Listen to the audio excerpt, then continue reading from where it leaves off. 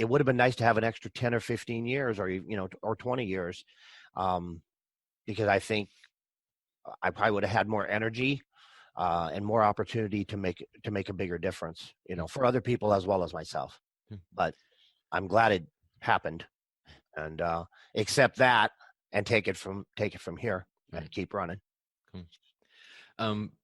Is there a habit, a practice, or a book that helped you that you would want to share with others? I read a lot of self-help books, which is ironic. I read a lot of self-help books when I was younger, in my 20s. I did the Zig Ziglar, and I'm trying to think of Tracy, Brian Tracy, Zig Ziglar. I went through Dale Carnegie. I went through public speaking training, and self-development, courses on selling and career builders. None of those things stuck. Did you feel temporary gains or stronger at the completion of a book or anything, or it just that it didn't last? I felt stronger. Like I said, it's kind of ironic. I felt stronger knowing the information that they told me, but I failed to act on the information that was given to me. It's like, that's great. That sounds amazing. I can see someone doing great things with this information. And that was exciting to me. It was positive to me, and it motivated me to a certain extent. But I wasn't that person. And so, they said, take actions, and you can become a stronger person. You can develop yourself. And it all sounded great. But the most important step that they advocated I do, I didn't do that. I didn't take the actions.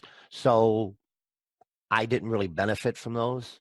Not that it was bad information. I just didn't benefit from what they were saying because I never utilized it. I never took that tool out of the toolbox, I guess. So then, was there a specific moment or event that got you to say, I'm sick of wasting all these years and I'm going to take action? That would be the last 6 months, and I hate to keep going back, but it's part of the story, and it's part of the transition that I want people to get. The last 6 months to a year of that 22-year marriage.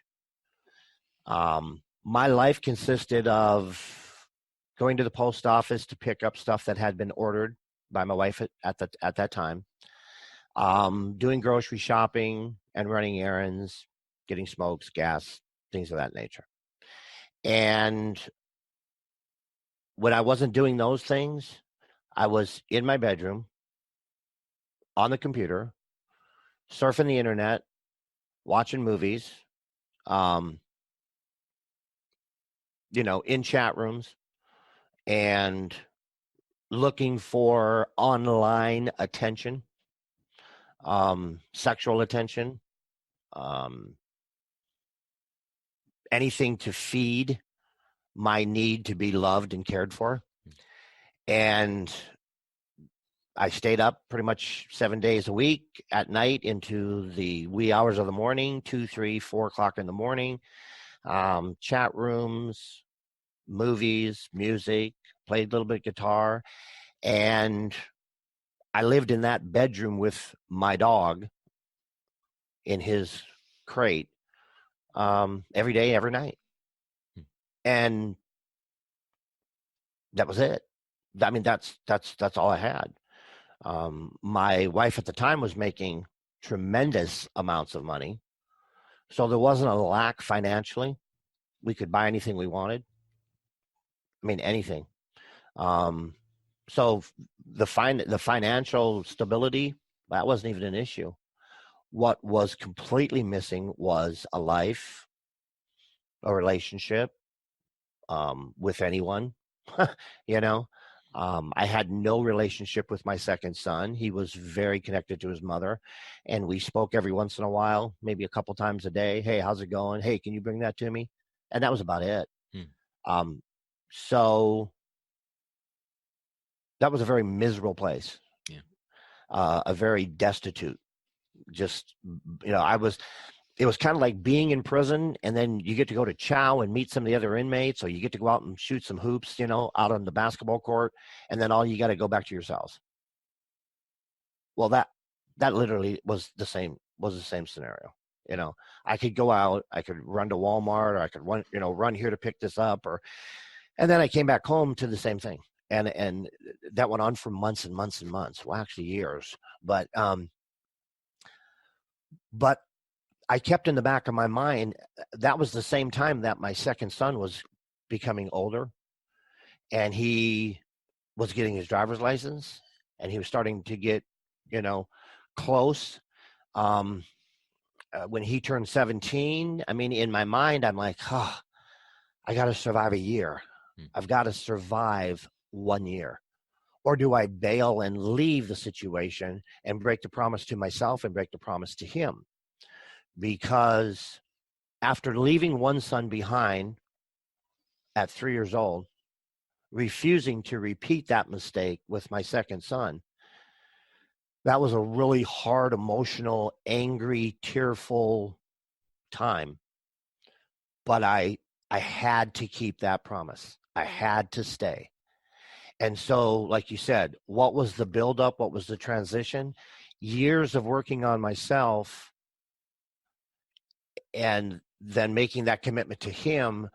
And then that all culminated, or that all came together when he became 18, and he was an adult.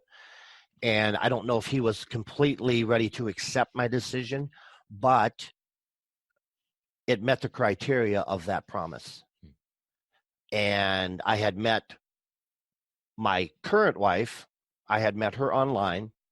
We were friends, and we shared a lot of similar goals, interests. And so I had someone that cared about me, and I wanted to spend time with her, and I wanted to spend more time with her because I felt more alive and I felt worthy. And so meeting her and reaching that end of my promise was the combination of why I made the decision to, I've got to leave now. It's time to go. Yeah. So you were really, you used the prison metaphor, but you were really serving a sentence that you imposed on yourself. Absolutely. Well, yeah, it was imposed on me. My second wife, like I said, she made all the money, and all the ideas, and everything that we did, the dozens upon dozens of moves, traveling around the country in a converted school bus, being full-time RVers. Those were all her ideas to live a gypsy lifestyle and explore the country. My second son was homeschooled, so he had no social skills, and his life basically involved doing the same thing as I was doing. He just did it in a different room. And then she ran her business, and we kind of, we saw each other every once in a while if we went from one room to the other, but that was about it. That was the extent of the family that was going on at that time. So, is there anything else you definitely want to get across from Man at 50? I think probably one of the biggest things, and I've covered this when I've spoke to people, is I think it's important for anyone to move forward with their life. For me personally, I had to go back and I had to identify the things that little Brad loved to do. I had to identify the things that hurt him, the things that made him feel good. I had to identify his hopes and dreams and the things that made him excited. about life. And I had to go back and kind of